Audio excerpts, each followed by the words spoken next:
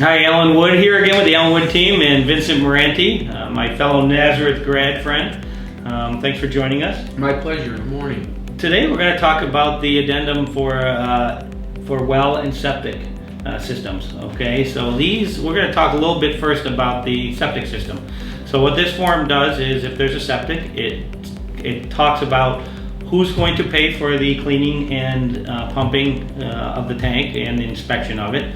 Okay, whether it's the buyer or the seller, and also then in what time period they are going to do it within, and then how many days they have to get the report to the buyer, and the buyer has to review it. So that's kind of what it talks about a little bit here. It also has a couple fine points that who's going to pay for any damage, if there is any damage to the property, and in how many days is that going to be repaired. So normally it's not written in stone, but I would say probably 90% of the time in the contracts I see, the seller pays for the septic cleaning and inspection. Is that what you find? Yeah, Alan, I think you're correct. I think that a lot of people overlook this one. Listen, you're buying a house. It's probably the biggest investment of your life for a lot of people.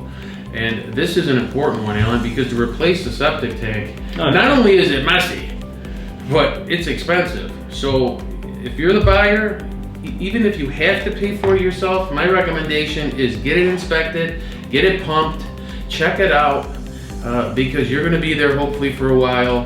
And if you have kids, you'll need a bigger septic. You need a bigger septic. So. And with that, like you said, make sure it's done. And if you're getting a mortgage, the bank's going to require it as well anyway. They'll want to see that clean bill of health on the septic. But what comes up with it, the leach field and things like that, but they're just making sure everything's good. And if there's a problem with it, it can be negotiated between the buyer and seller and be remedied. So that's kind of what happens with that. Then it goes on to talk about water a little bit. Water is test for potability and test for volume. And so if there's a well, you want to make sure it's not going to run dry. Right, it has to be productive. You have to make sure that that well is productive to sustain your household.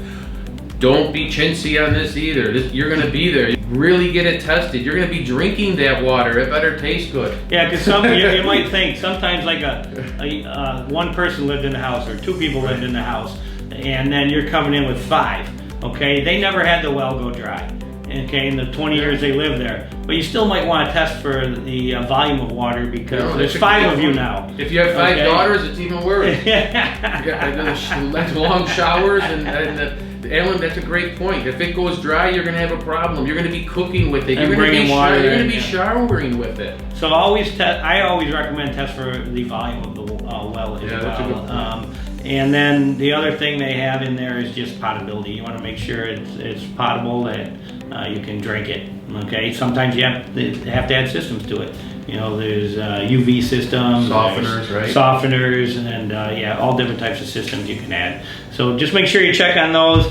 And thanks, Vinny. We appreciate your coming out today for the well and septic addendum. My pleasure. I love your tie, by the way. Oh, thank you. I like yours too, yeah.